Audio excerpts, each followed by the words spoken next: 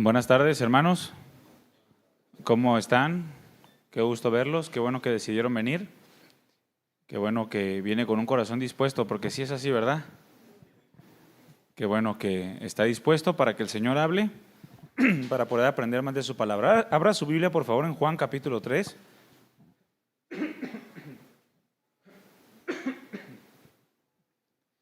Juan capítulo 3, versículo 16.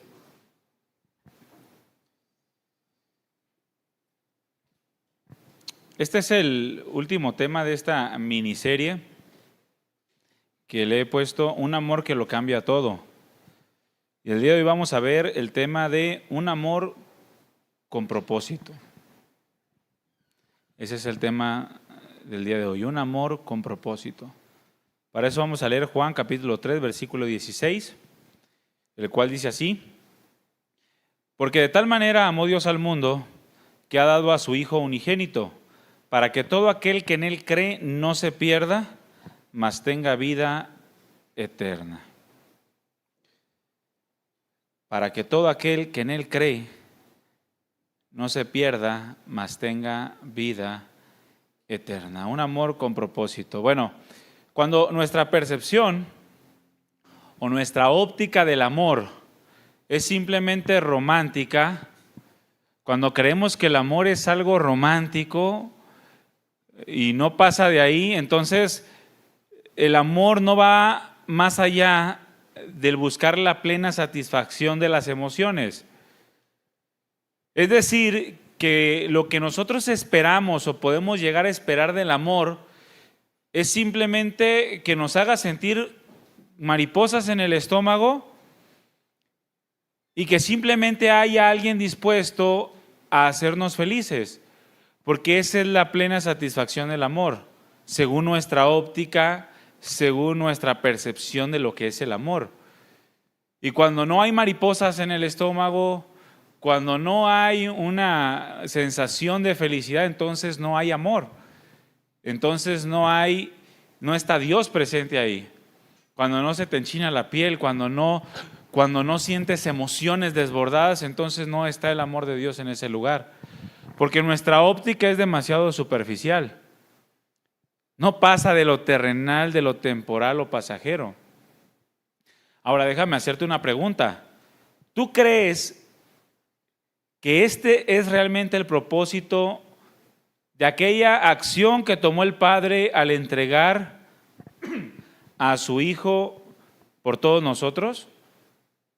O sea, ¿crees que este es realmente el propósito de la acción de entrega más extraordinaria de la existencia? ¿Hacerte sentir cositas en la panza? ¿O enchinarte la piel? ¿Tú crees que ese es el máximo propósito de Dios al haber dado a su Hijo por todos nosotros?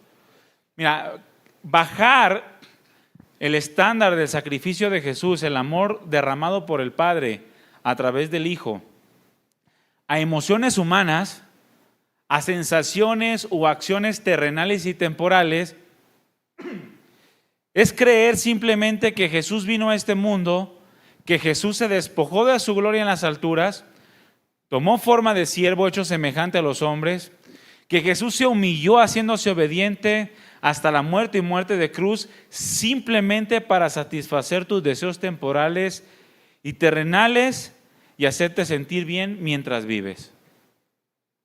Y no hay más propósito que eso. Ahora, la cuestión con esto es, hermanos, que ninguno de los que fueron testigos durante los primeros siglos de la iglesia y muchos otros después de los primeros siglos hasta nuestros días, pero especialmente ninguno de los que fueron testigos durante los primeros siglos de la iglesia la pasó bien. Ninguno de ellos. Ninguno tuvo una vida placentera. ¿O cuántos consideran placenteros estarse escondiendo para que no los maten por causa de ser cristianos? ¿Cuántos de ustedes consideran placenteros el que nadie les abra las puertas para poder trabajar a causa de que son cristianos? Bueno, ninguno de ellos tuvo una vida satisfactoria como la estamos teniendo tú y yo. Ellos fueron rechazados, fueron perseguidos, fueron asesinados. Ninguno de ellos tuvo una buena vida terrenal. Ninguno de ellos tuvo satisfacciones terrenales. Pero todos, absolutamente todos ellos pudieron participar del amor glorioso de Dios a un nivel indescriptible, aunque no tuvieron una buena vida en la tierra. Por lo tanto, el amor de Dios no se basa en las emociones. El amor de Dios no se basa en pasarla bien en esta tierra. No se basa en tener satisfacciones o deleites temporales. No, el amor de Dios va mucho más allá. Puedes tú estar en esta tierra y pasarla lo peor que puedes pasarla en esta tierra, mas sin en cambio experimentar ese amor glorioso de Dios en todo su esplendor. Porque no se basa en qué tan bien estás físicamente o terrenalmente hablando. Dios sigue derramando todo su amor sobre tu vida, aún con todo y tus dolores, aún con todo y tus padecimientos, aún con todo y tus persecuciones, aún cuando hayan asesinado a tus familiares o aún cuando a ti mismo te corten la cabeza. Dios sigue derramando su glorioso amor sobre tu vida en todo su esplendor. Por eso debemos de quitar de nuestro corazón y de nuestro entendimiento el hecho de creer que Dios no nos ama porque quizá no nos responde una oración que le hayamos pedido. ¿Sabes por qué Dios no te responde la oración? Porque no quiere, no porque no te ame. Y si no quiere es porque no te conviene. No te conviene simplemente porque Él quiere todo el bien para ti. Si algo no te responde es porque no te hace bien, no porque no te ame. ¿Puede Dios mantenerte en la misma condición como a Pablo y no sanarte de alguna enfermedad o no proveerte lo económico que tú tanto deseas, pero aún así Dios te sigue amando? Es como tú cuando no le das todo lo que quiera a tu hijo. ¿Por qué no le compras de mascota a tus hijos una serpiente, una cobra? Porque no le hace bien. ¿Por qué no lo dejas jugar con cianuro? Porque no le hace bien. Pero más aún así lo sigues amando, ¿sí o no? Bueno, es que no depende de las circunstancias externas, hermanos. El amor de Dios es mucho más glorioso que eso. Jamás dudes del amor de Dios. Hemos estado hablando muchísimo de todo esto. Jamás dudes del amor de Dios sin importar lo que estés enfrentando. Es más, sin importar qué tan pecador seas. Voltea con el que tienes a un lado y dile, no dudes del amor de Dios. Jamás dudes de que Dios te ama. Y te ama de una forma indescriptible. No alcanzamos a entender la magnitud del glorioso amor de Cristo. Ese amor, hermanos, no es simplemente para hacernos sentir bien en esta tierra. El amor de Cristo lleva un propósito de magnitudes eternas. El amor de Cristo es por los perdidos. Y eso habla mucho de su amor. Dios amando a los perdidos. Esa es la primera verdad que tenemos que asimilar de este texto de la palabra de Dios. Para que todo aquel que en Él cree no se pierda. O en otras palabras, para que no siga perdido y termine perdido eternamente. La primera verdad es que el hombre, hermanos, está perdido. No, pastor, mira, yo sé muy bien dónde estoy. No, pero no estamos hablando de una manera terrenal, porque el amor de Cristo no es terrenal. El amor de Cristo es divino, es celestial, es eterno. Tú puedes sentirte bien en este mundo, cómodo, con que todo está bien, todo está a tu favor, pero puedes carecer de la presencia de Dios en tu vida. Puedes carecer de ese reconocimiento de que Dios te ha amado. La realidad es que el hombre está perdido. Por eso a veces cuando decimos es que encontró a Dios, sí es una expresión que utilizamos culturalmente hablando para decir que tuvimos un encuentro con Él. Y es válida en ese contexto, ¿no? Pero la realidad es que Dios ha estado siempre presente y nosotros somos los que hemos estado ausentes de Él. Somos los que nos escondemos, los que nos perdemos. Y no hay mucho que argumentar con respecto a esto. debido a que lo que hoy estamos viviendo alrededor del mundo, en nuestra sociedad, pues simplemente da testimonio de que no hay rumbo ni dirección en el hombre. El hombre no sabe ni a dónde va ni de dónde viene. Y va hacia una dirección, se da cuenta que esa no es, se regresa y toma otra dirección igualmente equivocada que la primera. Y anda por cientos de caminos menos el correcto. Todo lo que vemos ahorita da testimonio de que el hombre se encuentra perdido, ¿sí o no?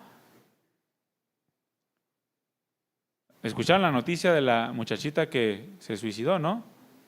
Que le autorizaron la eutanasia. No me digas que ella no se encontraba perdida y que los que autorizaron esos no estaban más perdidos y que sus propios padres no autorizaron eso y se encuentran todavía peor que ella. Todo da testimonio. No me digas que las personas que se creen animales saben por qué rumbo y qué dirección van. O los que andan con hombre o mujer con mujer. O los que terminan con la vida desde el vientre. No saben ni lo que hacen. Están completamente sin rumbo y sin dirección. Parecería incluso que no hay ni siquiera un rayo de esperanza para la humanidad. El hombre se encuentra completamente perdido.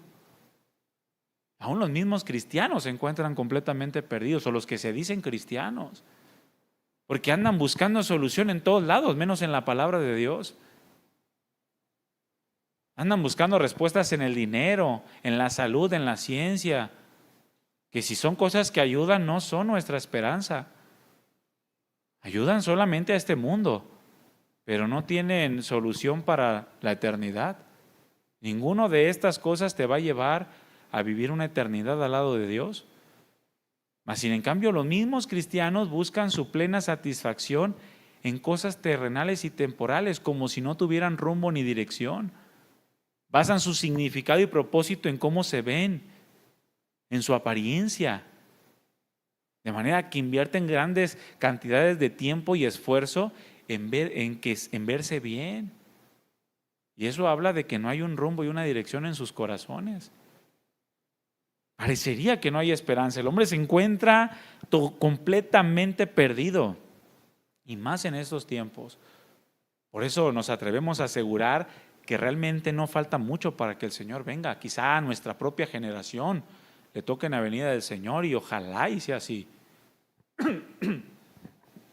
Que podamos ver al Señor que viene por su iglesia, que seamos arrebatados para estar para siempre con Él. Pablo, en Romanos capítulo 3, versículo 9 al 12, describe la condición del hombre sin Dios. Pablo cita el Salmo 14, describiendo cómo es la condición del hombre sin Dios, que se encuentra completamente perdido. Él dice, hablándole a los judíos específicamente que se encontraban en la iglesia en Roma, los cuales sentían un poquito más de justicia ellos que los demás, se sentían un poco más santos, merecedores de la gloria de Dios. Dice, ¿qué pues? ¿Somos nosotros mejores que ellos, refiriéndose a los gentiles, a los cuales no merecen a Dios? ¿Somos nosotros mejores que ellos? Dice Pablo, en ninguna manera. Y escuche bien, Pablo se incluye en esta lista, en la lista de los judíos, porque él era judío, de la tribu de Benjamín, fariseo de fariseos.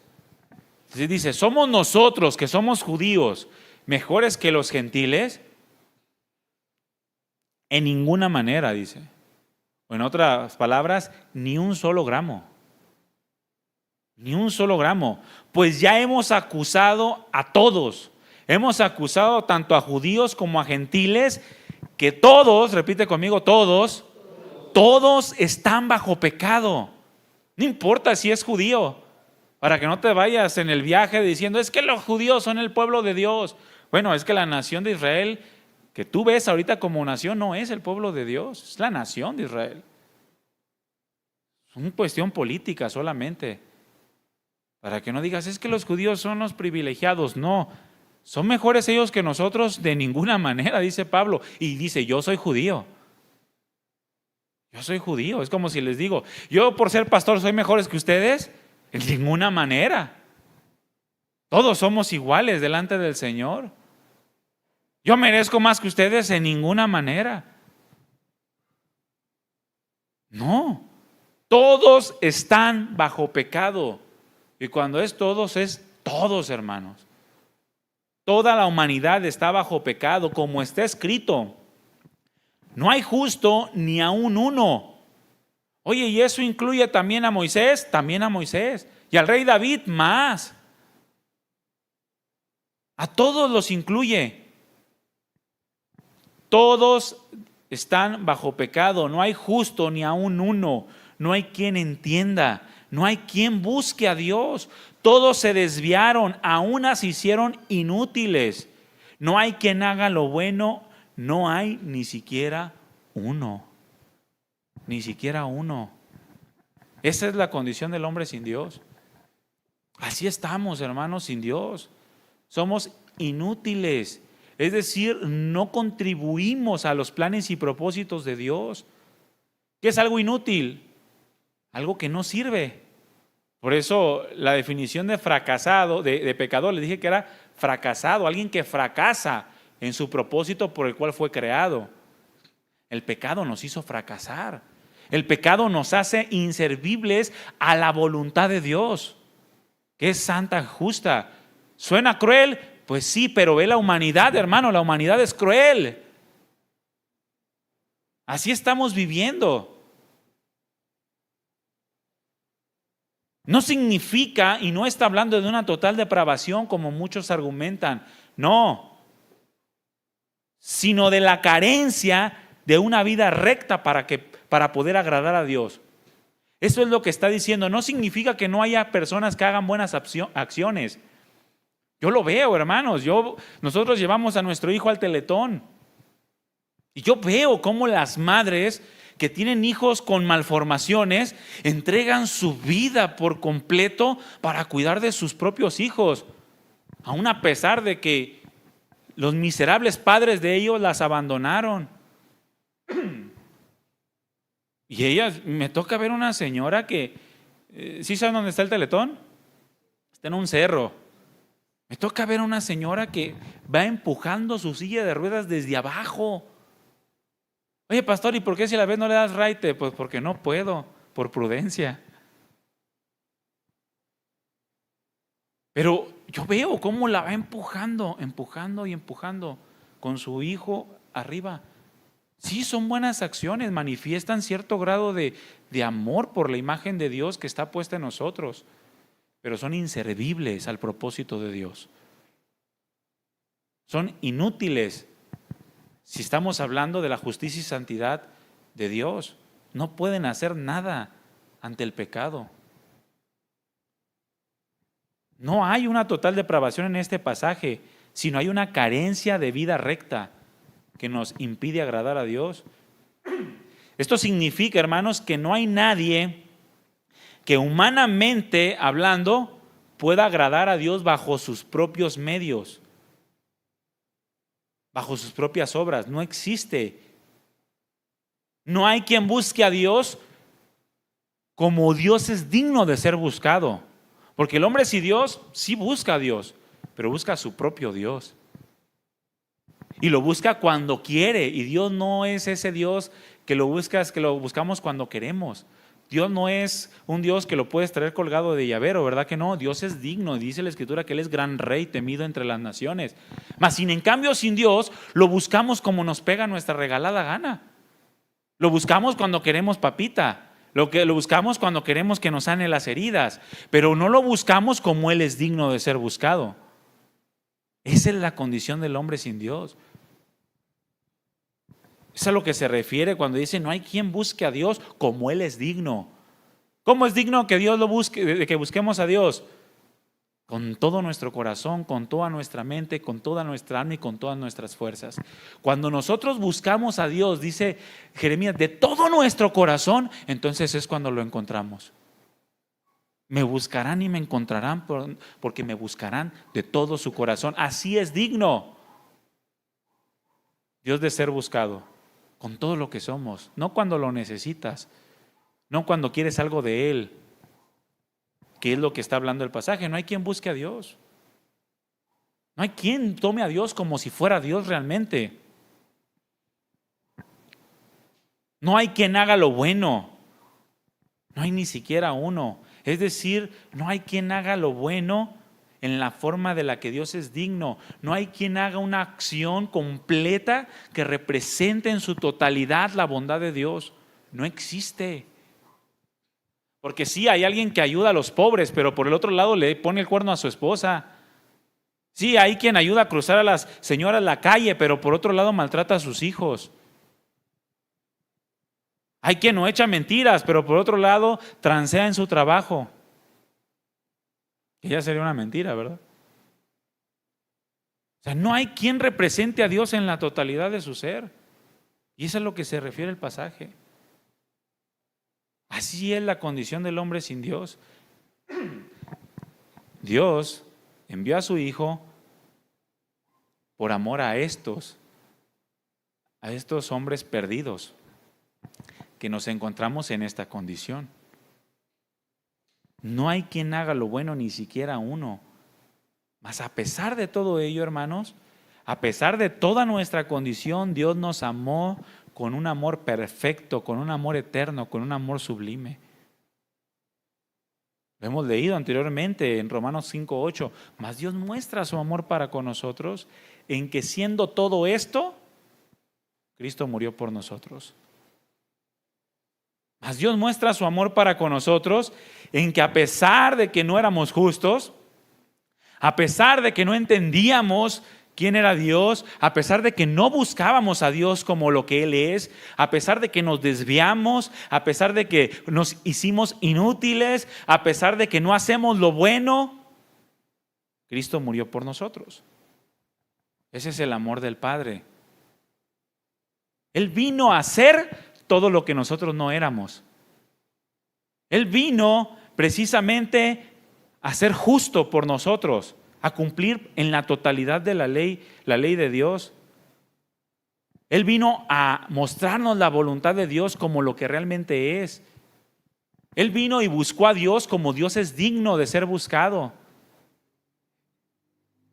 Él vino e hizo la voluntad de Dios y acabó su obra en la tierra por completo. Y todo lo que hizo fue bueno en gran manera. Y su vida representó en su totalidad, con todos sus pensamientos, palabras y acciones, lo que Dios es. Y murió por nosotros en nuestro lugar, para que su justicia se nos atribuyera a nosotros y nuestra inmundicia se le atribuyera a Él. Él se puso en nuestro lugar, Él tomó nuestra maldición. Nosotros, hermanos, estamos perdidos a causa del pecado. Ya hemos acusado a todos, dice Pablo, que todos están bajo pecado. Y esta frase bajo pecado habla de que estamos bajo la esclavitud del pecado. Literalmente fuimos vendidos bajo pecado. Estamos vendidos al pecado. También se puede traducir como estamos bajo el poder y bajo la culpa del pecado. Todos. No importa qué tan bueno creas ser tú. Todos estamos bajo pecado. Es el pecado el que nos mantiene extraviados de Dios. Perdidos, apartados de Él. Es el pecado el que nos mantiene buscando cosas que para nada nos aprovechan. Mira, tú le inviertes demasiado tiempo a cosas que vas a dejar en esta tierra. Y a las que son para formar riquezas celestiales le inviertes demasiado poco. Muy poquito. Venir a la iglesia una vez a la semana, a algunos se les hace mucho. Pero van al trabajo 6 días y aparte tienen horas extras. Y trabajan los días de vacaciones para que les paguen más. Y a veces se quedan hasta tarde. Y todo por cosas que no aprovechan. Esa falta de entendimiento, la falta de equilibrio entre lo que es terrenal, temporal y lo que es eterno, es un producto del pecado. pecado nos mantiene cegados en esa condición. Por eso muchos desperdician las oportunidades que Dios les da. Por eso Pablo dijo, no sean necios, sino sabios, aprovechando bien el tiempo. Las oportunidades que tienes. Tienes oportunidad de trabajar, aproveche el tiempo trabajando. Pero que en ese trabajo tú puedas sembrar para vida eterna. Aprovecha mientras trabajas, ora mientras trabajas, comparte mientras trabajas. Pídele a Dios que te dé la gracia para hablarle a los que tienes alrededor. Aprovecha el tiempo y da buen testimonio que represente dignamente a Cristo. Estás estudiando lo mismo. Aprovecha las oportunidades, viviendo sabiamente. No como necio, dice Pablo, porque los días son malos. Los días son malos, los días tratan de desviar tu atención de Dios. Aprovecha bien el tiempo. Nosotros buscamos como hombres naturales las cosas que no aprovechan.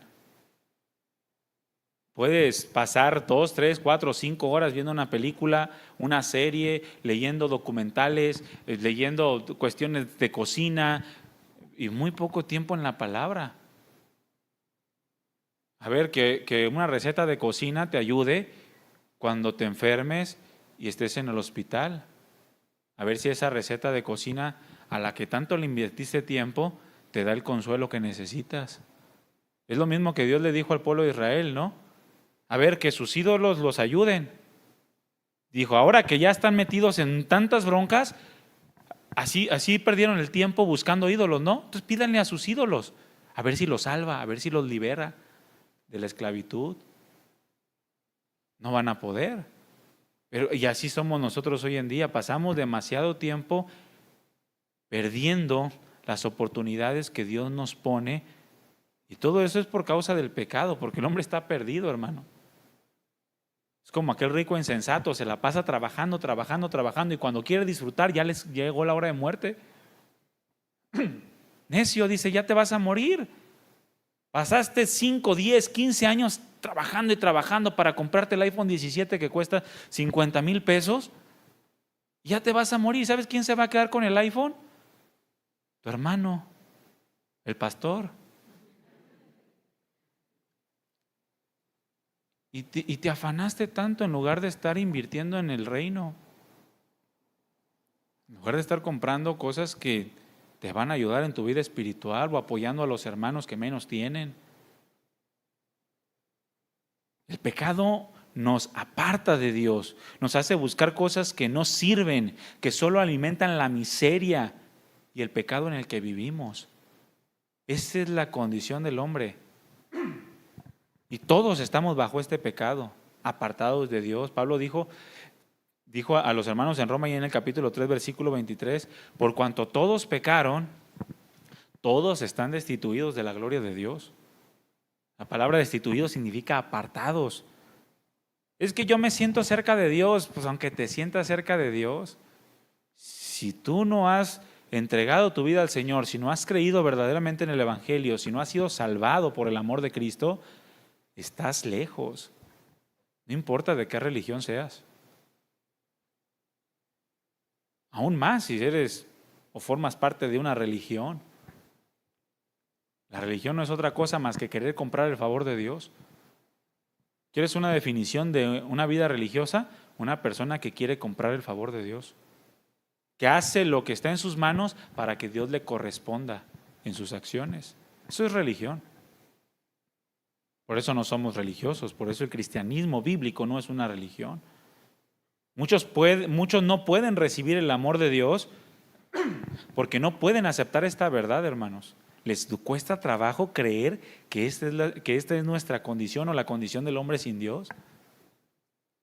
No pueden aceptar esta verdad, se niegan a creer que naturalmente estamos perdidos a causa del pecado y que nada de lo que hacemos puede serle agradable a Dios si no va Cristo por delante. De manera que eso les produce ignorar voluntariamente el amor de Dios a causa de ese orgullo.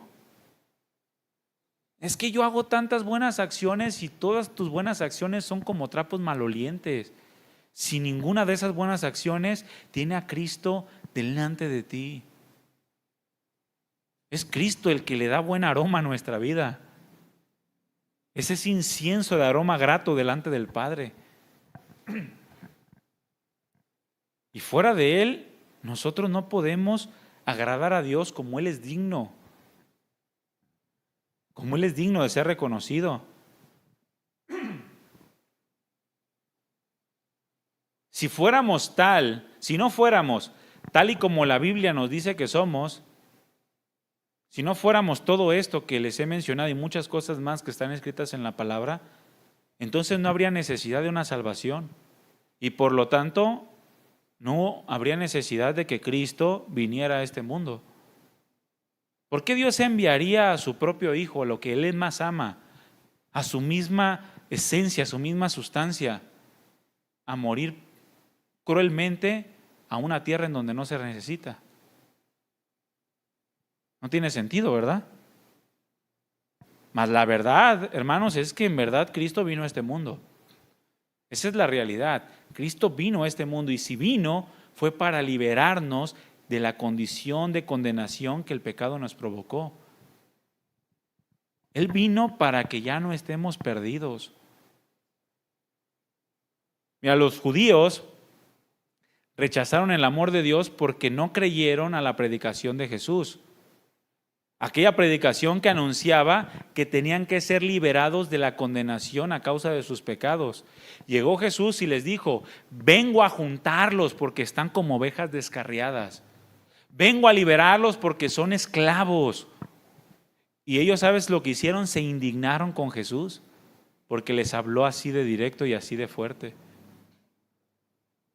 Por eso Jesús lloró delante de la ciudad y dijo: es que están todos perdidos como ovejas sin pastor, y yo quise juntarlos y quise cuidarlos como una gallina junta a sus polluelos, pero no quisieron, creyeron que no lo necesitaban. Creyeron que la condición en la que se encontraban era suficiente para poder heredar la vida eterna. No creyeron que fueron en verdad pecadores, o que si eran pecadores no lo eran tanto como lo son otros. No creían que estaban perdidos.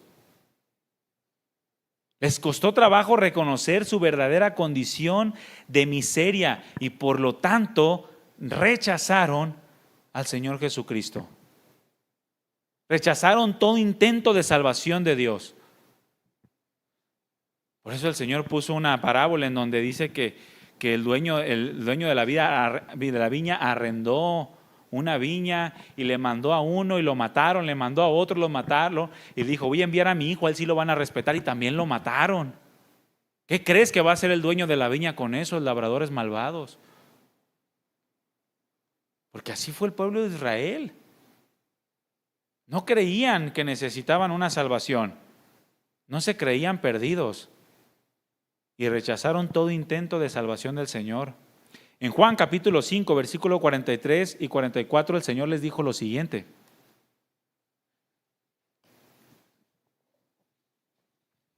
yo he venido en el nombre de mi Padre, dice, y no me recibieron.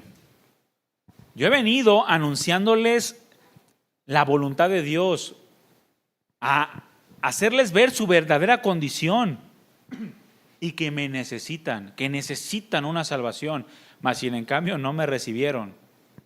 Dice: si otro viene en su propio nombre, a ese sí recibirían. ¿Por qué? Porque el que va en su propio nombre, pues habla cosas agradables al oído de los hombres. Es como si aquí yo viniera y me parara en mi propio nombre, pues yo les hablaría puras cosas que me llenen los bolsillos.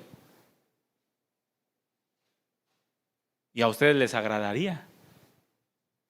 Porque a veces nos agrada que nos digan cosas bonitas y estamos dispuestos a pagar lo que sea con tal de que nos digan que podemos entrar al cielo sin tomar a Dios como a Dios. No necesitas ser tan santo. El Señor murió por tus pecados y Él sabe que eres pecador y que fallas. No necesitas esforzarte tanto, o sea, no. Dios conoce y Él ya murió por ti, Él hizo todo. Tú ya no necesitas hacer nada. Muestra tu gratitud con tus diezmos, con tus ofrendas. y lo que hacen es estar pagando indulgencias por su pecado. Lo mismo que se hacía antes. Dice Jesús, esos que anuncian que van en su propio nombre, siempre son bien recibidos por los hombres. Por eso tú ves iglesias llenas, donde no se predica la verdad, pero están llenas. ¿Y por qué crees que están llenas? Porque les hablan cosas agradables al oído. Y cuando vienen hablando en el nombre de Jesús, les duele y se van. ¿Cómo pueden ustedes creer? Dijo Jesús. ¿Cómo pueden ustedes creer si reciben gloria los unos de los otros y no buscan la gloria que viene del Dios único? O sea, es que ninguno, escucha bien, ninguna persona que simplemente desee escuchar cosas agradables a su oído va a poder realmente creer. Porque para poder creer, primero tienes que reconocer la condición en la que tú te encuentras. Por eso hay tanto cristiano que no es cristiano. Tanto cristiano llenando iglesias, pero que realmente no hay salvación. ¿Por qué? Porque no han creído verdaderamente en lo que deben de creer. Solamente creen lo que otros les dicen que les suena agradable al oído. Buscan la gloria que viene del uno para con el otro. Adulaciones, beneficios, satisfacciones. Y donde hay estas cosas, entonces ahí está el amor de Dios según ellos. Pero ya te dije, ninguno de los que vivieron durante los primeros 3 siglos vivieron de manera grata. Mas sin en cambio fue el tiempo en donde el amor de Dios se manifestó de una manera gloriosa. En medio de las muertes, de los decapitados, de los torturados, en medio del derramamiento de sangre, en donde la sangre de los cristianos corría como río por las ciudades. Ahí estaba el amor de Dios.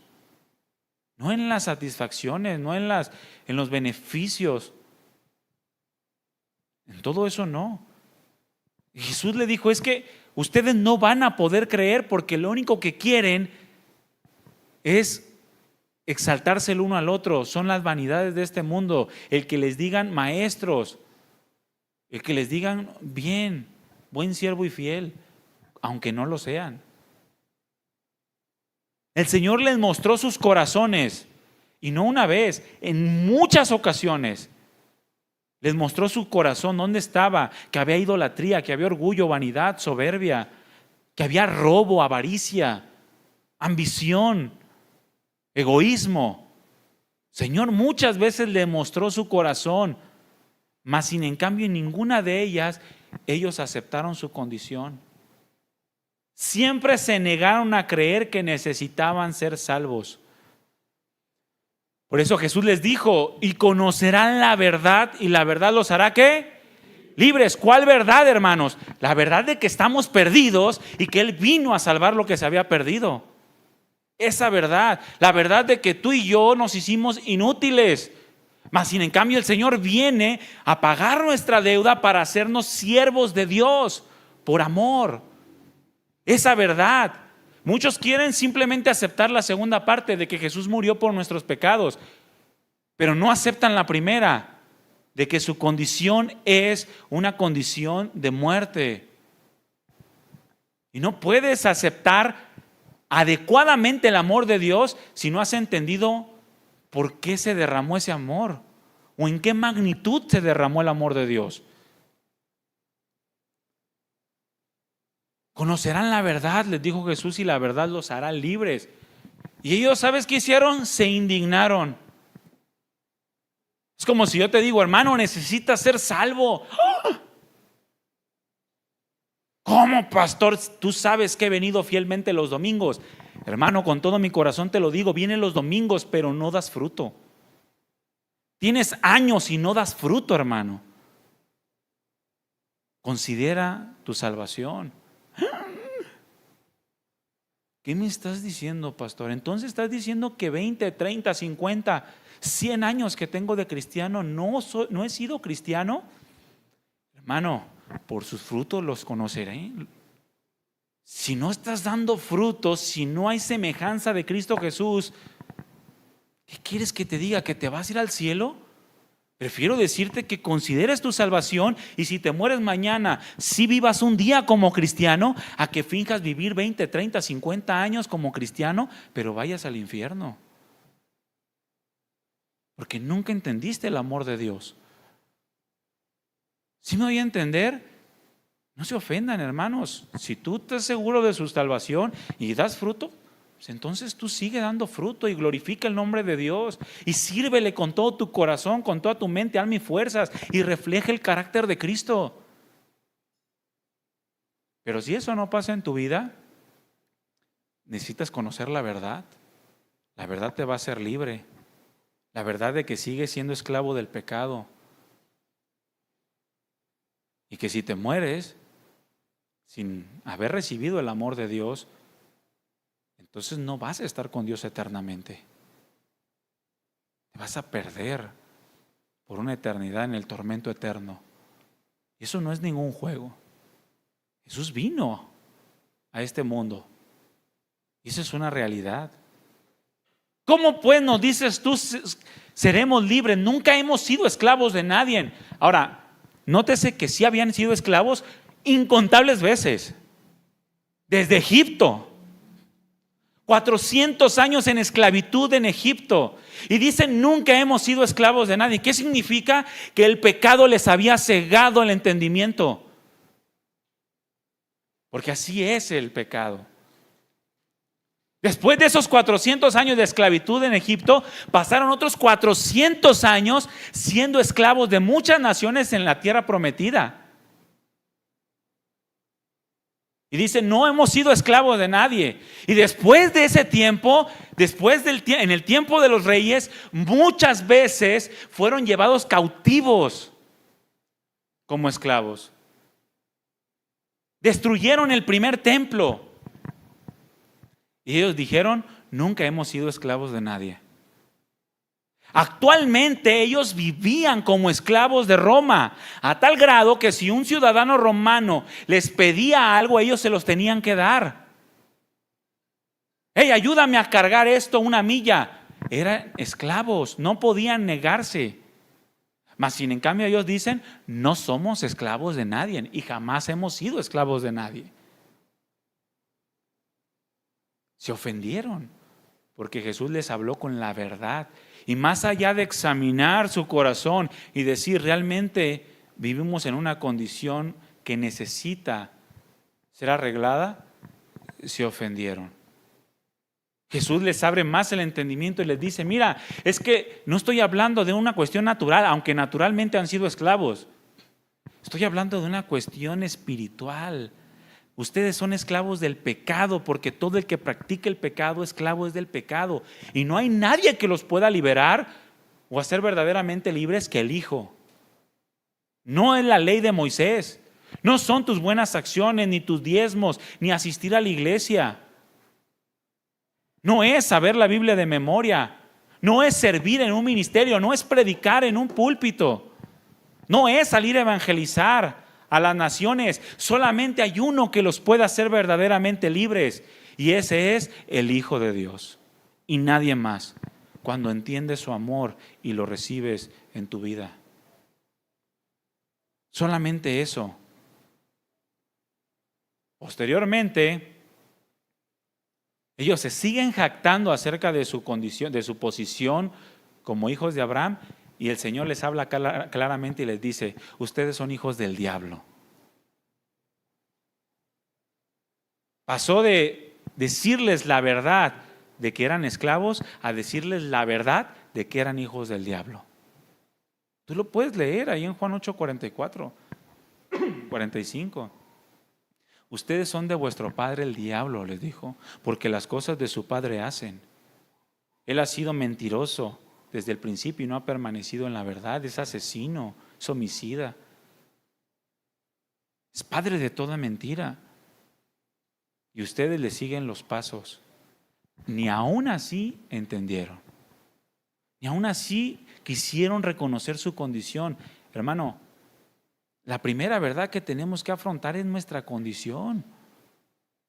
Si tú no ves la realidad de tu condición, tú no vas a a ver el amor de Dios como lo que realmente es. El acto más extraordinario, la acción más extraordinaria y única capaz de salvar a todos los hombres y darles una vida eterna. Ellos no quisieron aceptar eso, no quisieron entender que el Señor había venido a este mundo para salvar a los perdidos, a los que se encuentran en esa condición. Mira, reconocer verdaderamente nuestra condición, aceptar la verdad de nuestra condición, lo que el pecado produjo en nosotros, nos pone en una posición de humillación delante de Dios, para clamar por su amor y su perdón. Pero muchos no la reconocen porque no quieren humillarse. Piensan que el humillarse es algo indigno de ellos mismos, cuando no se dan cuenta que el pecado los mantiene humillados y en la vergüenza. Y prefieren humillarse delante del pecado, prefieren humillarse ante el mundo que humillarse ante Dios. La diferencia está en que cuando nos humillamos delante de Dios, Él nos exalta, Él nos levanta. Así como aquella mujer pecadora y adúltera, en donde el mundo la mantenía humillada. Pero Jesús le dijo: levántate, vete y no peques más, te perdono. Así de simple. El mundo no, el mundo nos humilla y nos apedrea hasta la muerte. El Señor no. El Señor vino a salvarnos, no a condenarnos. Pero cuando no reconocemos que necesitamos ese perdón de Dios, que necesitamos esa salvación y que todo esto viene a causa de su amor, no somos capaces de humillar nuestra vida delante de Él. Reconocer nuestra condición es humillarnos delante de Dios para clamar por su amor y su perdón. Jesús vino, Él dijo en Lucas 19:10 que vino a buscar y a salvar lo que se había perdido. Y esto lo dijo en el contexto de la humillación de Zaqueo. Porque los religiosos, fariseos, los judíos no creían que Zaqueo fuera digno de Dios. Era jefe de los publicanos y ya un publicano era perverso. Ahora imagínate ser jefe de ellos. Lo convertía en 2 veces más hijo del infierno. No creían, pero el Señor claramente dice: mira, es que también él es hijo de Abraham y se ha humillado. Y ha reconocido su condición. Ha reconocido que ha sido vil delante de Dios. Y por cuanto se ha humillado, entonces ha llegado la salvación a su vida y a su casa. Porque el Hijo del Hombre vino a buscar y a salvar lo que se había perdido. Se requiere el reconocimiento de nuestra condición. Si no, el Señor no va a hacer nada, hermanos. Para que todo aquel que en Él cree no se pierda o no se mantenga perdido. Fíjate lo que el Señor dijo en Marcos capítulo 2, versículo 16. Marcos 2, 16 y 17.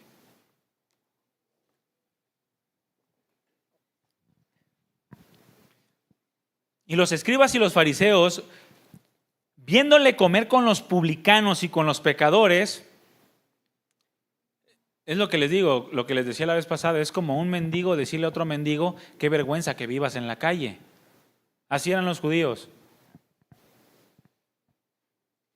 O sea, eran viles y pecadores, porque ya Pablo lo había comentado, ¿no? Ahí en Romanos, esto lo acabamos de leer. Esa era la condición del pueblo de Dios y la condición de todos los hombres. Mas sin en cambio ellos diciendo, viendo que Jesús comía con publicanos y con los pecadores, le dijeron a los discípulos: ¿qué es esto que Él come y bebe con los publicanos y pecadores?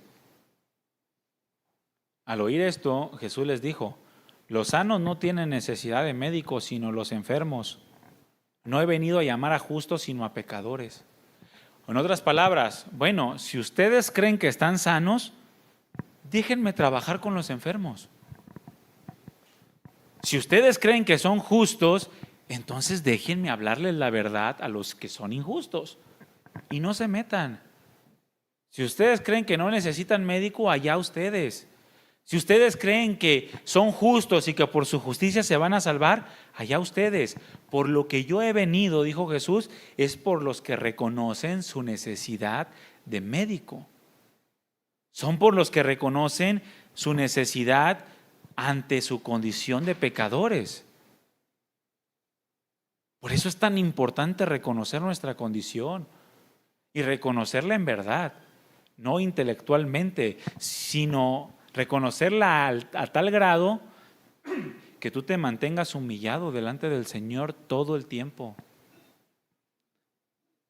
Ahí en Lucas 18, versículo 9 al 14, dice el Señor que, dice la Escritura que el Señor les habló una parábola a aquellos que se tenían a sí mismos como justos.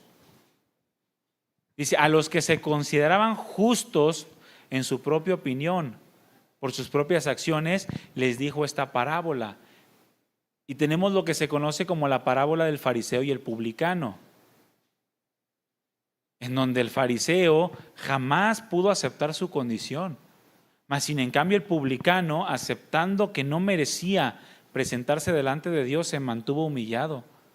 Y en el versículo 14, el Señor terminó diciendo, cualquiera que se enaltece será humillado y el que se humilla será enaltecido.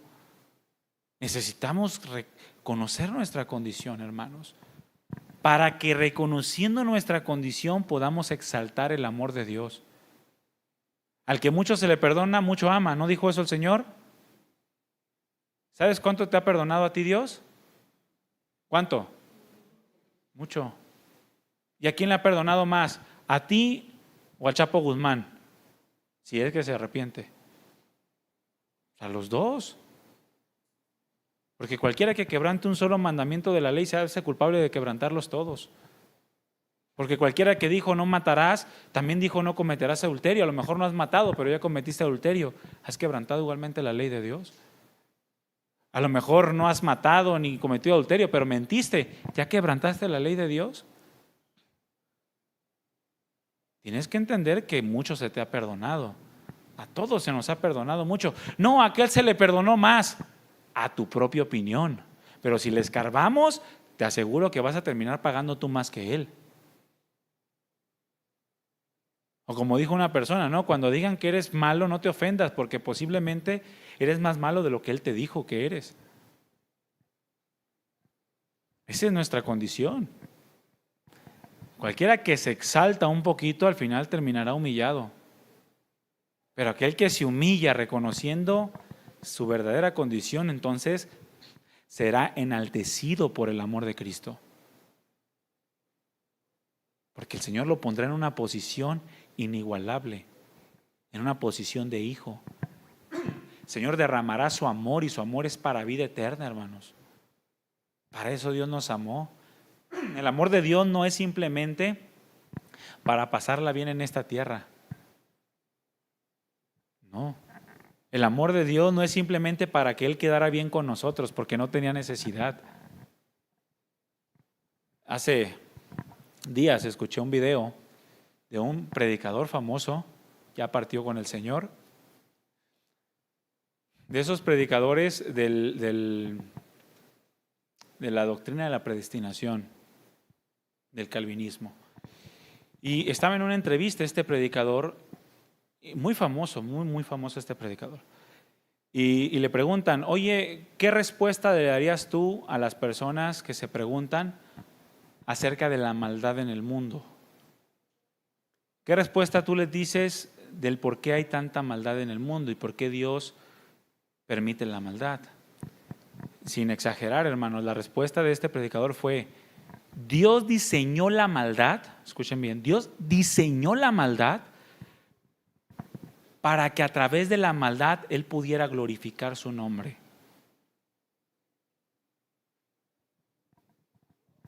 Esta respuesta es completa y totalmente antibíblica. Primero, le imputa a Dios una necesidad, cuando Dios no tiene necesidad. La necesidad de manifestar su gloria. Él no tiene ninguna necesidad de manifestar su gloria. En segundo lugar, lo que está diciendo es que Él permite que jóvenes sean secuestrados, niñas sean violadas, que a bebés se les saquen los órganos, que todo tipo de aberraciones para mostrar su gloria. Es una aberración eso, hermano. Es una aberración. Dios no necesita mostrarle nada a nadie. El amor de Dios no fue derramado para que Él quedara bien o para mostrar su gloria, para satisfacerse a sí mismo con su propia gloria. Es como si Dios se mirara a un espejo y dijera, ¡ah, qué gloria la mía! Es absurdo, hermanos. Dios no se mira al espejo diciendo, tengo una gloria incomparable. ¿No han visto mi gloria? Él no tiene esa necesidad. Él no vino a este mundo y se entregó derramando su amor para verse bien delante de los hombres. No, sino que su amor lleva en sí mismo un propósito muchísimo más glorioso, que es salvarnos. Él nos amó para salvarnos. Él no necesita salvación, Él es perfecto. Él nos está salvando de los propios hechos que nosotros provocamos. Él no provocó nada. Él nos creó a su imagen y semejanza y nos dio la capacidad para decidir obedecer o desobedecer, y nos dio una advertencia previamente: si me desobedeces, te mueres. No porque Dios lo haya decretado para el hombre, no, sino porque Dios es santo y no habita con el pecado, y la desobediencia es pecado. Mas con todas las advertencias, el hombre decidió deshonrar a Dios y deshonrar la imagen que Él había puesto en él, desobedeciendo sus instrucciones, lo que provocó que el mundo cayera bajo maldición. Dios está arreglando nuestro desastre, hermanos. Y eso se llama amor, porque no tiene ninguna necesidad de hacerlo, mas sin en cambio lo derrama por nosotros, para que todo aquel que en Él cree no se pierda, mas tenga vida eterna. Su amor, hermanos, lleva un propósito mucho más extraordinario que lo que tú y yo pudiéramos llegar a imaginar. Es para vida eterna. Dios te ama, pero no te ama para que hagas lo que te dé tu gana. Te ama para que vivas eternamente a su lado. Para eso Dios te ama. Si Dios quisiera darte la mejor vida aquí, no hubiera enviado a Jesús. Hubiera enviado a alguien que nos enseñara cómo vivir la paz mundial, o hubiera enviado a alguien que supliera nuestras necesidades naturales, pero no, envió a su Hijo, a su propio Hijo, para llevarnos a la vida eterna, para que en el tiempo de la restauración de todas las cosas, los que decidieron creer en Él y aceptar la verdad pudieran estar con Él para siempre.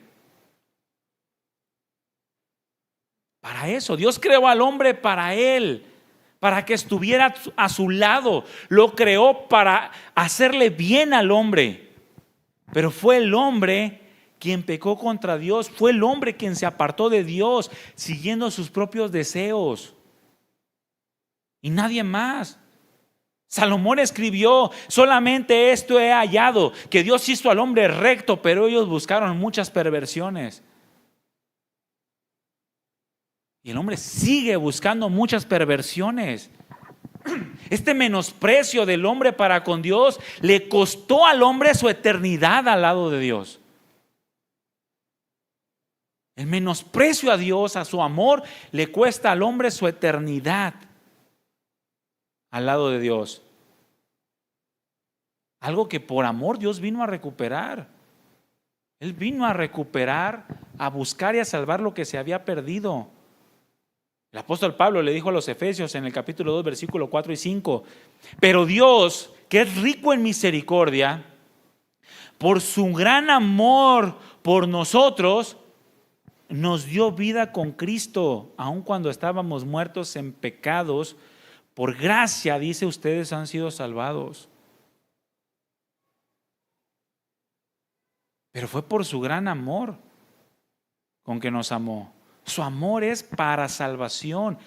El amor de Dios lleva un propósito, hermano, y no es librarte de las aflicciones del tiempo presente, sino hacerte participar de la gloria venidera que en nosotros ha de manifestarse. Para eso vino. No rebajes el amor de Dios a creer que simplemente el amor de Dios es para tenerte bien en esta vida. Porque hubo muchos que no participaron ni un solo día de satisfacciones, incluso de paz natural. Antes estuvieron dispuestos a derramar su sangre para manifestar el amor de Dios. Su amor, hermanos, es para salvación. Porque no envió, dice Juan 3:17, Dios a su Hijo al mundo para condenar al mundo, sino para que el mundo fuese salvo por Él o por medio de Él. Su amor fue derramado con el propósito de salvar a los que necesitan ser salvados. ¿Quiénes necesitan ser salvados?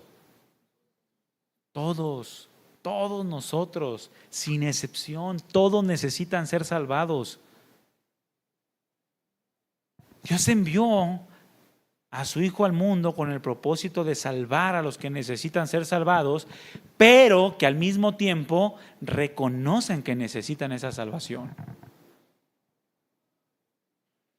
Muchos no participan de este propósito de Dios, no participan del propósito de Dios en el sacrificio del Hijo de Dios, porque no creen que realmente necesiten esa salvación, al grado que el Señor nos dice en su palabra.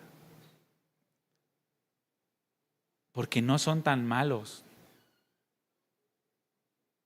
porque no han hecho tanto mal como otros, porque no son como los publicanos y pecadores, porque no son como las prostitutas o los ladrones. Y con este pensamiento menosprecian el amor de Dios. La cuestión está, hermanos, en que no necesitas asesinar, no necesitas violar para que necesites la salvación de Dios. Simplemente hemos quebrantado su ley y esa ley nos acusa demandando justicia. Hay un acta de decretos que nos es contraria. Hay un acta que reclama nuestra alma, el alma de hombres pecadores. Pero fue el amor de Dios quien tomó esa carta de decretos y la clavó en la cruz. Y dijo: consumado es, está pagado su pecado, está pagada su deuda. Ahora puede acercarse a mí para vivir eternamente. Te agradezco, Señor, pero ¿qué tengo que hacer? Tienes que tomar tu cruz cada día, tienes que negarte a ti mismo y tienes que seguirme. Tienes que renunciar a los deseos mundanos y a la vida impía que llevas. ¿Pero a qué grado, Señor? ¿A qué grado tengo que yo renunciar? Hasta la muerte. Ay, pues sí es mucho, ¿verdad? Tú sabes. ¿Y no puedo mitad y mitad? No se puede. No puedo recibir tu amor, pero al mismo tiempo ser fluctuante en mis pensamientos y en mis emociones. ¿No puedo recibir tu amor y tomarte no tan en serio? No se puede. Es muy poco el tiempo de vida que tienes. Aprovéchalo bien. El Señor tomó tu acta de condenación y la clavó en la cruz por ti y por mí, por amor a nosotros, hermanos. Debemos estar anhelantes de su presencia en nuestra vida. El Señor murió en la cruz para que las personas, gente como aquella muchachita que pidió la eutanasia, no tengan que ver la muerte como la única opción de sus vidas. Para eso Cristo Jesús murió, para que el muchachito o la persona que va hacia el crimen, hacia la violencia, pueda ver claramente un camino diferente hacia la vida y la vida eterna. Para eso murió, para que tú y yo no nos centremos en pensar que este mundo lo es todo, de manera que gastemos todo nuestro esfuerzo y nuestros recursos en estar bien en este mundo, sino en buscar la voluntad de Dios. Para que sepamos que ahora podemos tener una relación con nuestro Creador, con nuestro Señor y Salvador. Pero necesitamos realmente creer esta verdad. Porque su salvación, hermanos, es para todos. Es para todos, pero se aplica solamente a los que creen. El propósito de Dios es que los que creen sean salvos. A todos Dios les da la posibilidad de creer, pero no todos creen a nuestro anuncio, no todos creen en el Evangelio, no todos aceptan la verdad de su condición, no todos aceptan la verdad del amor de Dios. Los que creen en el amor de Dios que ha derramado en Cristo Jesús, entonces pueden participar de su salvación y son completamente transformados. Es un regalo de Dios por su gran amor.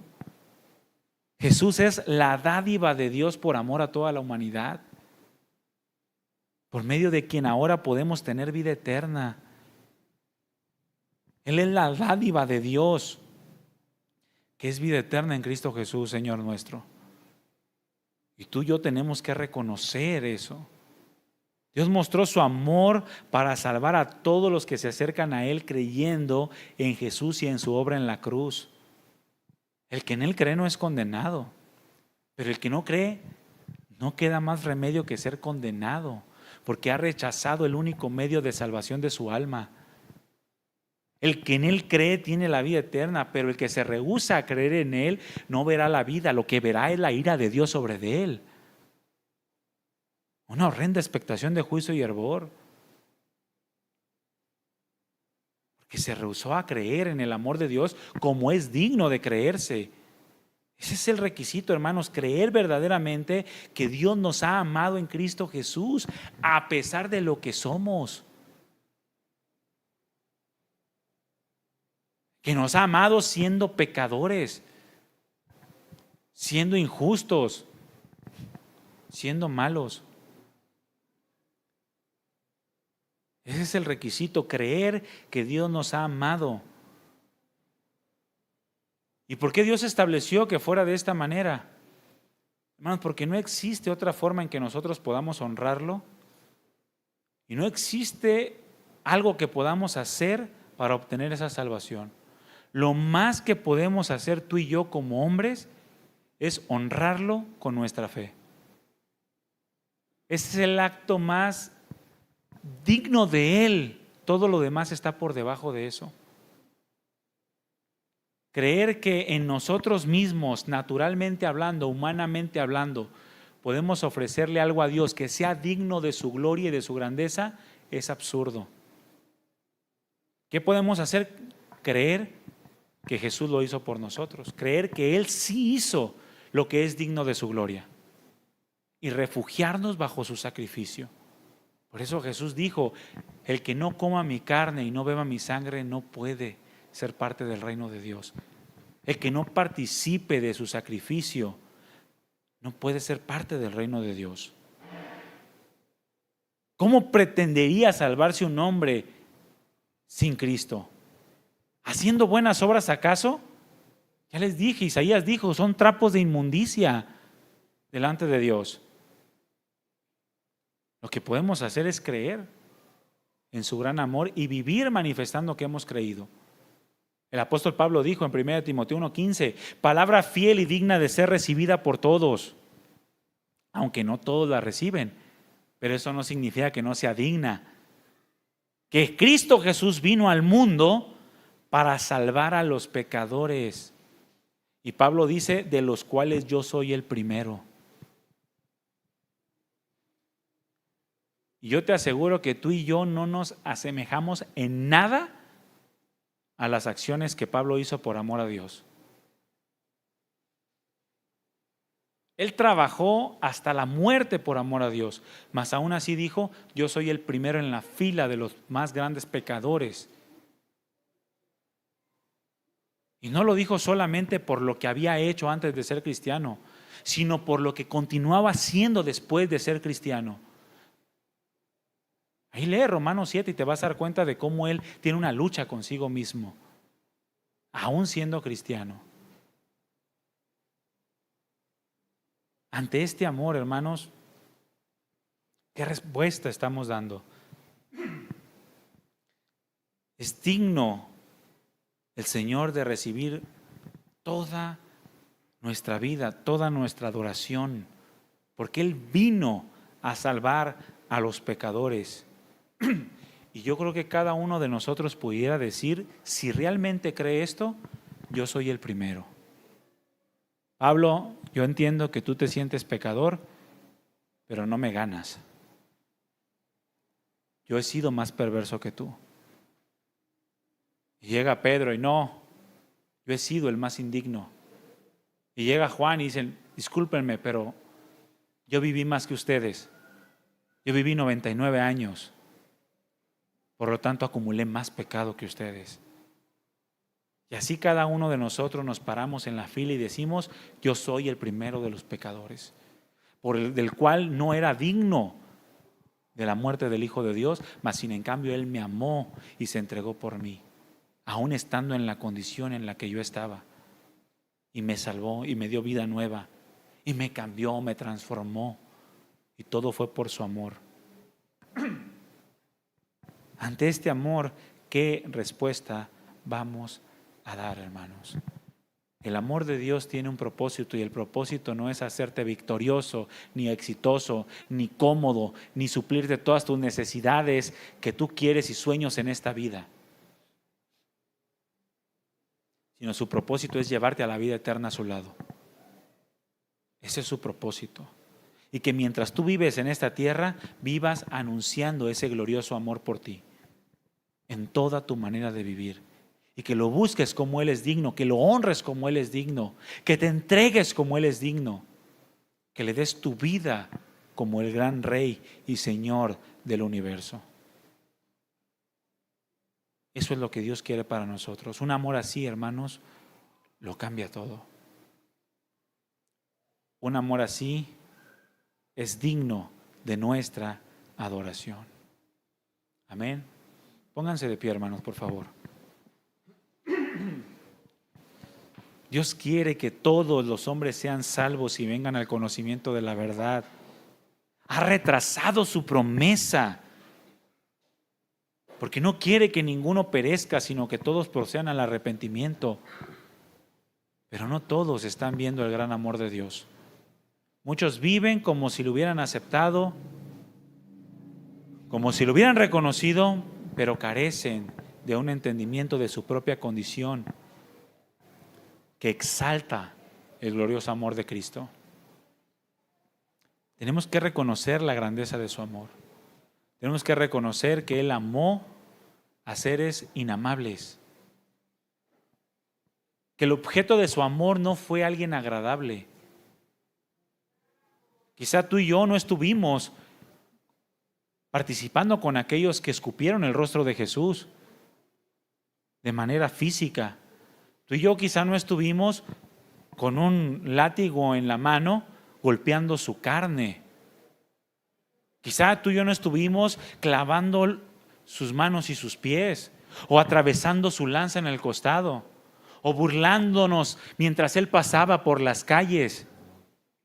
Pero todos participamos de ese sacrificio. Fueron tus pecados y mis pecados los que los llevaron a esa cruz. Y fue por amor. Fue por su amor. Tenemos que reconocer la grandeza de su amor, el alto costo que Él tuvo que pagar por ti y por mí. Ese amor que es ilimitado para todos, con el fin de salvar a los pecadores. Ahí tenemos que estar puestos nosotros. Ese es un amor que lo cambia todo, hermanos. Ante este amor, ¿qué respuesta vas a dar? ¿Vas a seguir viviendo como hasta el día de hoy? Cierra tus ojos un momento. Todos cierren sus ojos. Todos cierren sus ojos.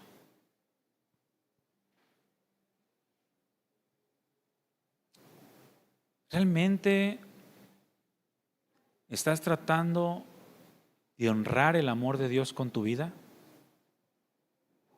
¿Vas a seguir viviendo como hasta el día de hoy? Inconstante, ofreciéndole al Señor lo que te sobra de tu tiempo, de tus fuerzas, afanado en las cosas del día a día, diciendo, es que este mundo lo es todo. ¿Vas a seguir en el engaño de que no necesitas tanto a Dios? ¿Vas a seguir en el engaño de que puedes vivir como quieras y de todas maneras vas a obtener la vida eterna? Mira, para que el amor de Dios sea derramado sobre tu vida, tú tienes que entender primeramente la verdad de cuál es tu condición con respecto a Él. Y alguien, hermano, en quien se ha derramado el amor de Dios, jamás de los jamases vuelve a ser el mismo. Hay luchas internas en su vida. Puede enfriarse, puede fluctuar por un poco de tiempo, pero tarde o temprano la disciplina de Dios lo traerá de vuelta y será doblemente apasionado por Dios, doblemente entregado a Dios, porque recuerda el amor que el Señor le ha mostrado.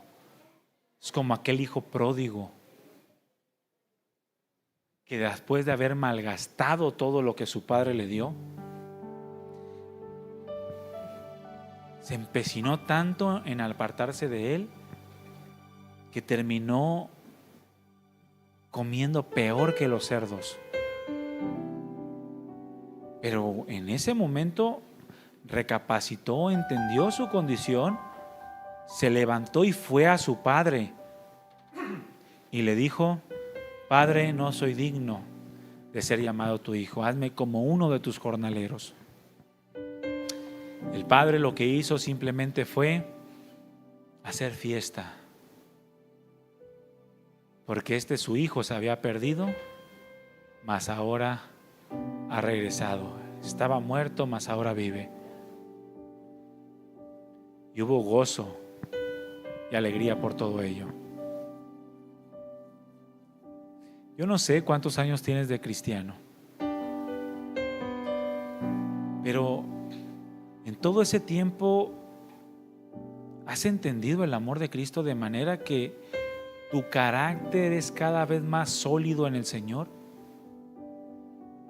El fruto que das de amor, de gozo, de paz, paciencia, benignidad, de bondad, de fe, de mansedumbre y templanza, ¿es palpable en tu vida? ¿Está ese amor rindiendo frutos? Tengo 1 año, qué bueno, ahí va la semilla. Tengo 5 años, ya se debe de ver el árbol. Tengo 10 años, ya debe de estar dando sombra y fruto. Si realmente has recibido el amor de Dios.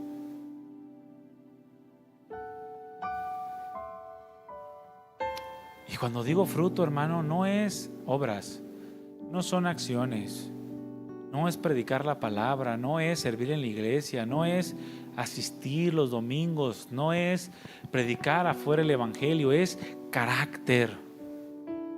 Ese es el verdadero fruto, carácter.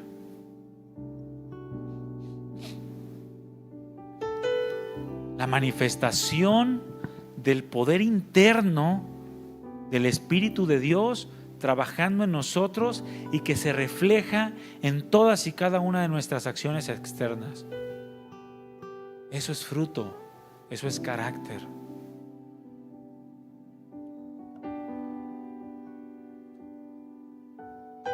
El Señor decidió venir a este mundo para salvar a los pecadores, de los cuales yo soy el primero. Él nos salvó no por obras de justicia que nosotros hubiésemos hecho, sino por su misericordia, por el gran amor con que nos amó. Aún estando muertos nosotros en delitos y pecados, nos dio vida juntamente con Cristo. Y todo fue como un regalo de su mano. Jesús es la dádiva de Dios que fue puesto para vida eterna de todos los que creen.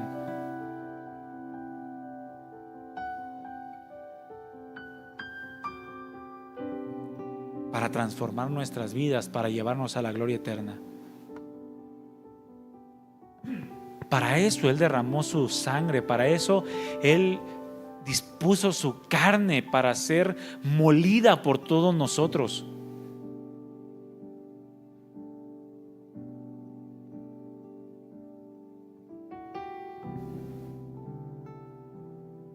Para eso Él soportó la vergüenza, el vituperio, el rechazo, el menosprecio aún de los que vivían juntamente con Él. Por eso Él soportó la traición de aquel a quien Él amaba.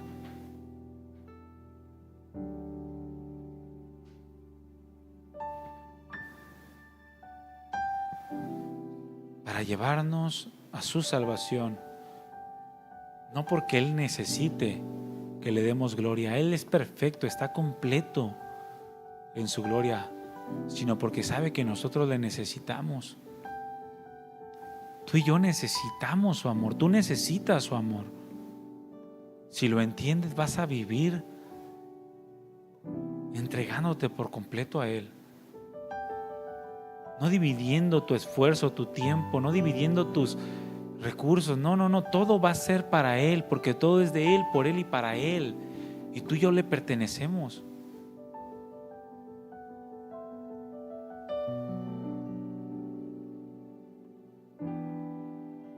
Él dijo: esto es mi cuerpo que por ustedes es partido. Por ustedes, por amor a ustedes, mi cuerpo fue partido. Esta es mi sangre que por ustedes es derramada. Por amor a ustedes. Nunca nadie jamás te ha amado ni te amará como Dios. Si tú entiendes su amor, entrégale tu corazón, tu mente, tu alma, tus fuerzas, tus prejuicios, tus dolores, tus amarguras, tus resentimientos, tus vanidades, tus ambiciones y avaricias, entrégaselas. Si tú verdaderamente crees en este amor, entrégale tus fuerzas, tus deseos, tus anhelos, tus planes, tus propósitos. Todo entrégaselo a Él y dile: Señor, haz de mí lo que tú quieras. ¿Cómo te podría negar yo a algo cuando tú te diste en rescate por mí?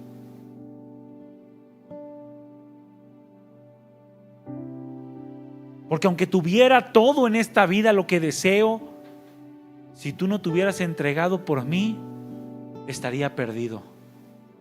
Mas sin en cambio, Señor, eres el buen pastor que dio su vida por las ovejas. Y que estando yo perdido, fuiste, me buscaste y me encontraste. Y me cargaste sobre tus hombros.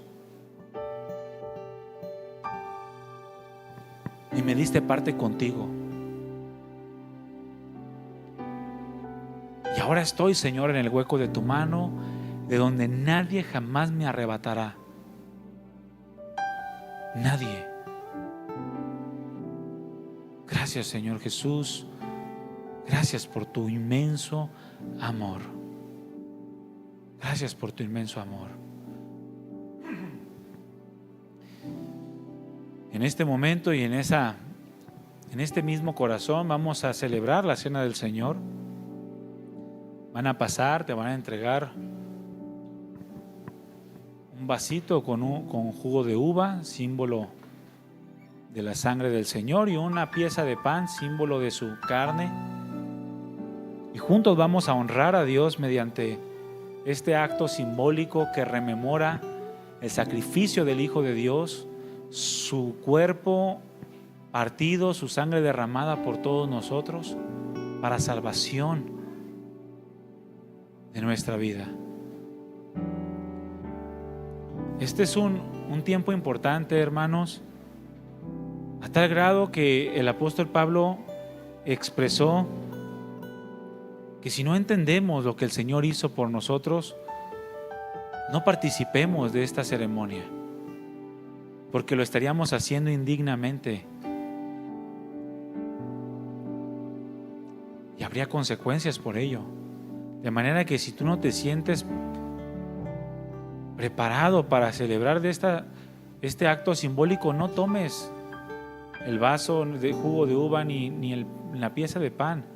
Mejor sigue orando al Señor y dile: confírmame, Señor, en tu reino, confírmame en tu voluntad. No quiero hacer las cosas simplemente para que otros vean que sí, que estoy seguro, porque eso no tiene importancia delante de Dios. Él penetra y escudriña los corazones y le agrada ver rectitud, integridad en el corazón. Ahora, si tú entiendes, si tú has alcanzado a entender el sacrificio de Jesús, tómalo, pero al mismo tiempo como un pacto delante del Señor, como un compromiso delante de Él, de que quizá no has estado esforzándote lo suficiente, pero que ahora quieres comenzar a hacer las cosas diferente, que a lo mejor no te has estado entregando por completo, que no has procurado el carácter o que has dado muy poco fruto, pero que quieres que el Señor obre en ti, que cambie tus pensamientos. Señor, quítala ese hombre viciado conforme a los deseos engañosos. Quita eso de mi vida, ayúdame a arrancar de mis pensamientos ese cristianismo religioso que quizá he arrastrado por tanto tiempo, y llévame a comprometerme más con tu amor.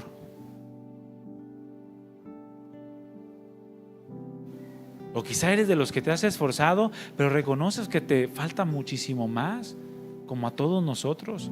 Entonces tómalo y dile: Señor, dame la gracia para poder honrarte, para poder honrar tu sacrificio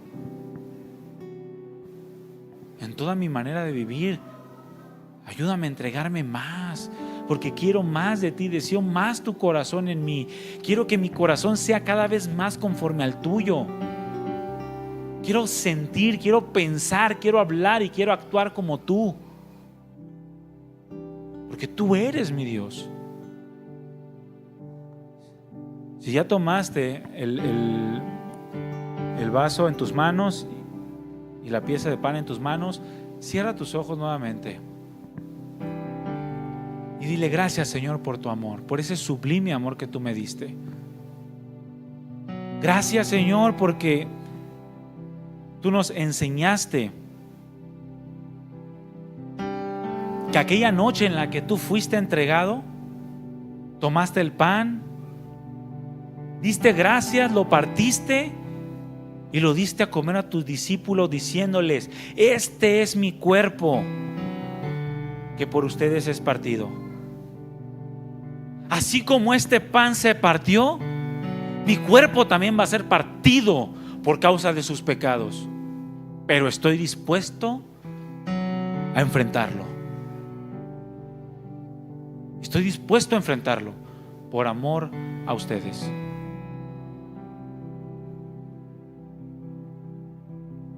Por amor a ustedes.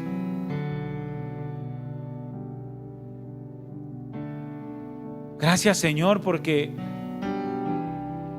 hasta el día de hoy, casi 2000 años después de tu muerte y de tu resurrección, tienes un pueblo que te alaba, que te adora con el corazón, que cree en tu sacrificio, que cree en tu amor y en tu salvación, y que desea estar a tu lado por toda la eternidad.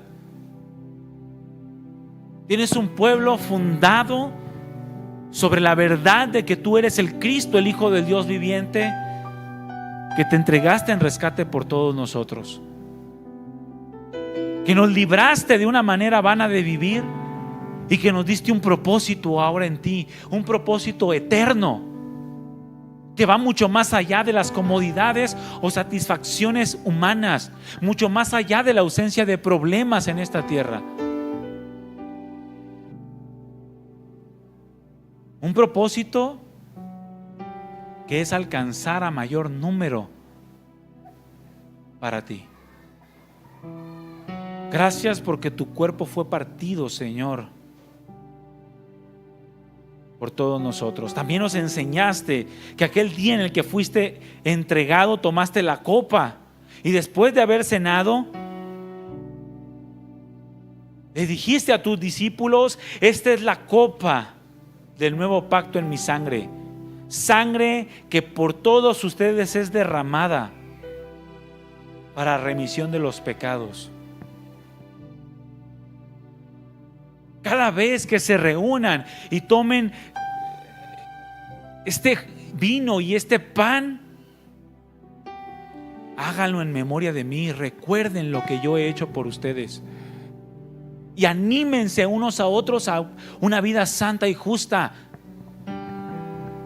hasta que yo venga.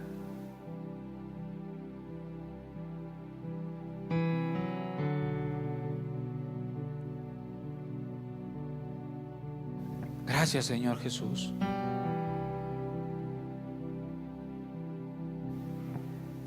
Gracias por tu sacrificio en esa cruz.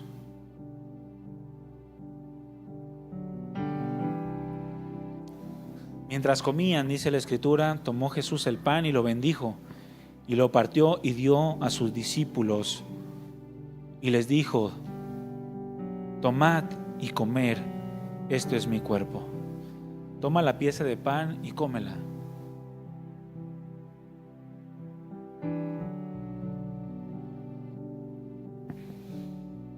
Gracias, Señor, por tu cuerpo que fue partido por nuestros pecados. Y tomando la copa y habiendo dado gracias, les dijo: beban de ella todos, porque esta es mi sangre del nuevo pacto, que por muchos es derramada para remisión de los pecados. Toma el jugo de uva, símbolo de su sangre.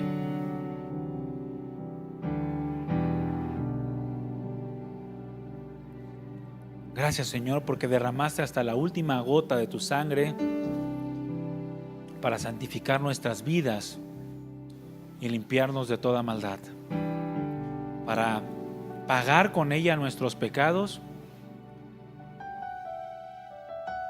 y que nosotros, habiendo recibido tu perdón, habiendo recibido tu amor, podamos ser llamados tus hijos. El justo murió por los injustos para llevarnos a Dios. El que no cometió pecado por nosotros lo hizo pecado para que nosotros fuéramos hechos justos delante de Dios.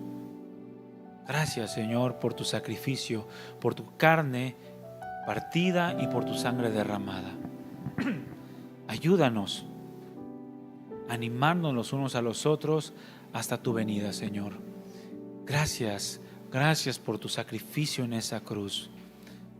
Gracias por haberme amado así, por no haberme mirado con desprecio, por no haber menospreciado mi vida a causa de mis pecados,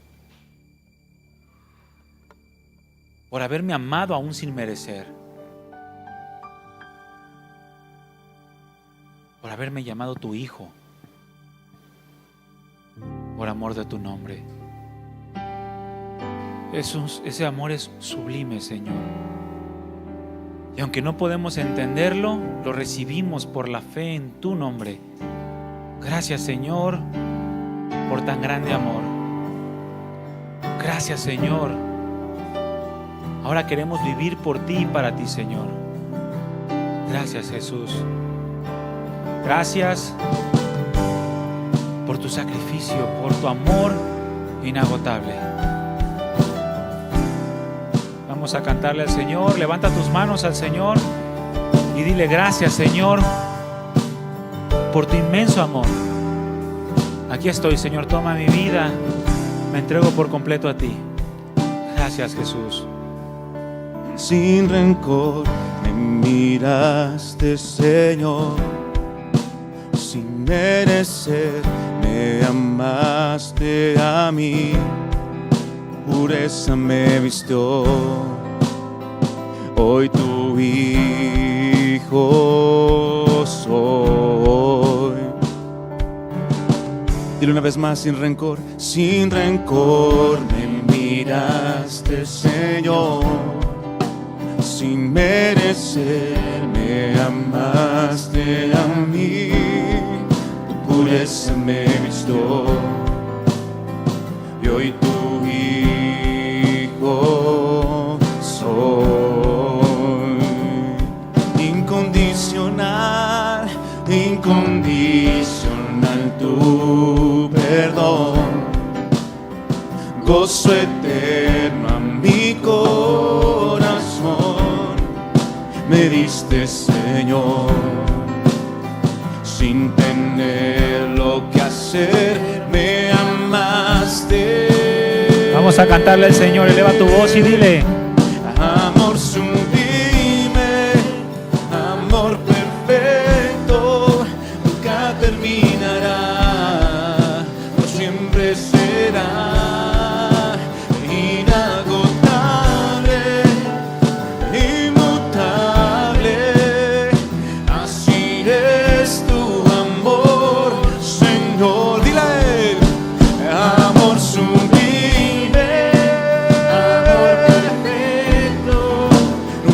Terminará, siempre será inagotable, inmutable. Así es tu amor, Señor, mi Dios de perdón.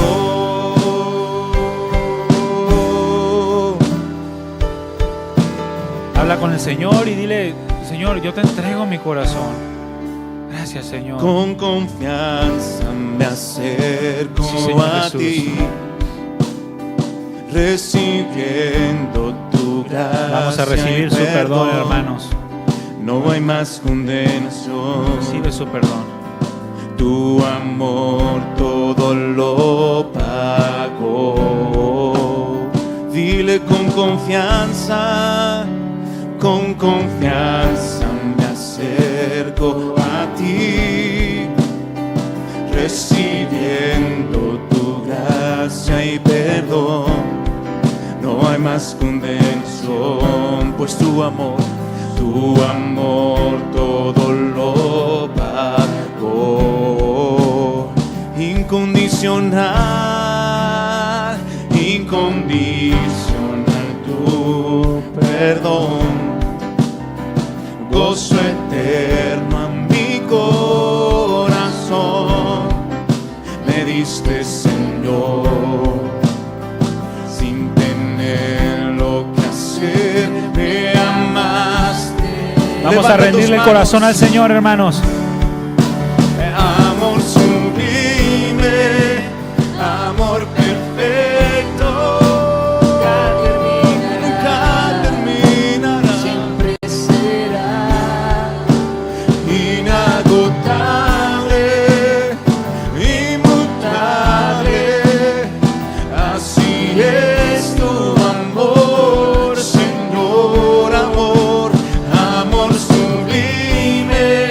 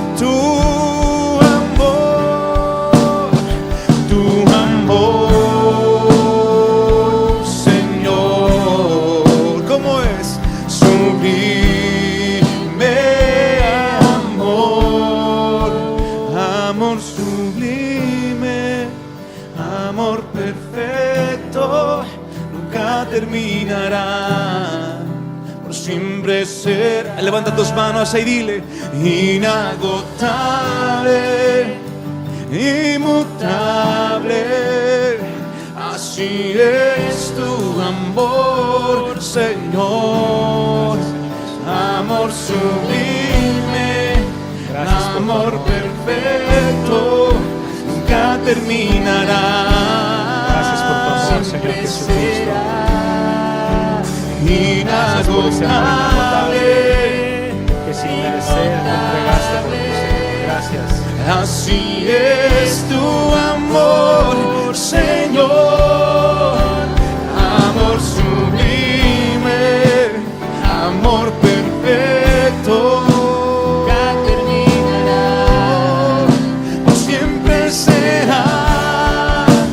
Inagotable, inmutable, así es tu amor, Señor, así es tu amor, Señor, así es tu amor, Señor, así es tu amor, Señor, así es tu amor, Señor, así es tu amor, Señor, así es tu amor, Señor, inagotable, así es tu amor, Señor, así es tu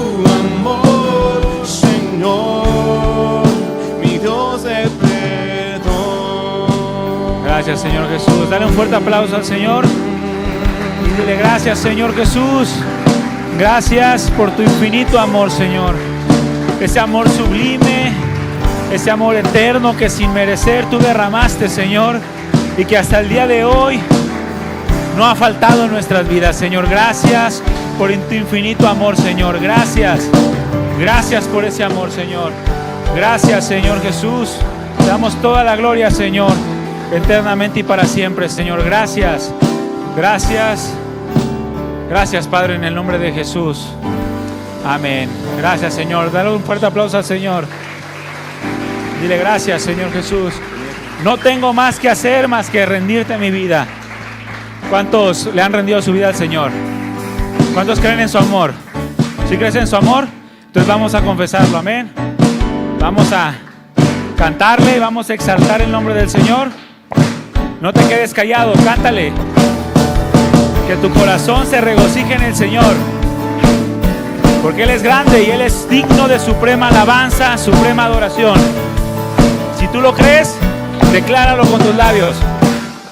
Venid y aclamad con alegría. Vamos todos juntos, con júbilo cantemos. ¿A quién? A la roca de la salvación. Lleguemos ante Él con alabanza y aclamemos con cánticos al Rey. Venid todos juntos, venid y aclamad con alegría. Con júbilo cantemos a la roca de la salvación.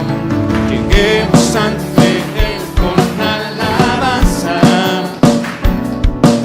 y aclamemos con cánticos al Rey.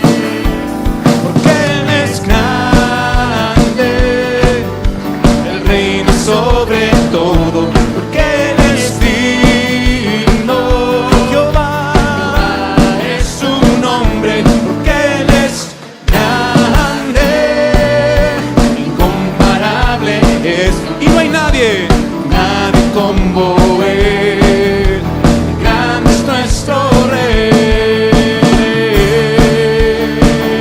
Si en verdad lo crees, si en verdad crees que Él es grande, cántale al Señor, regocíjate en su presencia y dile: Señor, eres lo más grande en mi vida. Venid y aclamad con alegría. Vamos, gózate con júbilo cantemos, la roca de la salvación. Lleguemos ante Él con alabanza. Vamos a clamar y aclamemos con cánticos al Rey. ¿Por qué? Porque Él es grande, Él reina sobre todo, porque Él es digno. Jehová es su nombre, porque Él es grande, incomparable es su amor. Y no hay nadie. Grande es nuestro Rey, porque Él es grande, Él reina sobre todo, porque Él es digno. Vamos a decirle: Jehová es su nombre, porque Él es grande, incomparable es su amor, nadie como Él. Grande es nuestro. Dile por qué, porque Él es grande. Que se escuche tu voz. Él reina sobre todo, porque Él es digno. Jehová, Jehová es su nombre, porque Él es grande, incomparable es su amor, nadie como Él. Grande es nuestro Rey, porque Él es grande, y Él reina sobre todo, porque Él es digno. Jehová es su nombre, porque Él es grande, incomparable es su amor. Y no hay nadie, nadie como Él. Grande es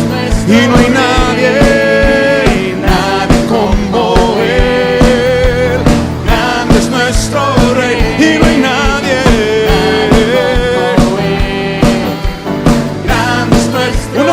Si no hay nadie, nadie como Él.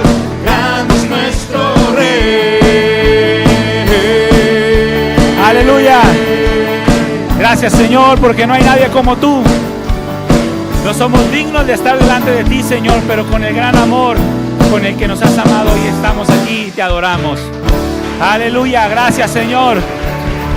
Gracias, Señor. No hay nadie más grande y más digno de adorar. Solo tú, Señor, y a ti te damos toda la gloria, todo el honor y todo el reconocimiento, por siempre y para siempre. Amén. ¿Cuántos creen que el Señor es lo más grande que existe y es lo más grande en nuestras vidas? Amén. Que ese Dios grande, ese Dios sublime, habite con toda su gloria en nuestras vidas y podamos reflejarlo en toda nuestra manera de vivir, para que otros sepan que Dios vive y Dios reina. Amén. Amén. Gracias a Dios. Da otro fuerte aplauso. Dile: gracias, Señor, por este tiempo. Gracias por tu presencia en medio de nosotros. Recibe toda la alabanza y toda la adoración. Gracias, Señor, en el nombre de Jesús. Amén. Gracias, Señor. Hermanos, pues estamos despedidos. Que el Señor les bendiga, que el Señor llene sus vidas con su presencia, los guíe, los guarde, los fortalezca, les dé su gracia, su sabiduría, y que deseemos cada vez más vivir conforme a su corazón. Amén. Despídanse unos a otros, bendíganse unos a otros y nos vemos la próxima reunión, hermanos. Gracias.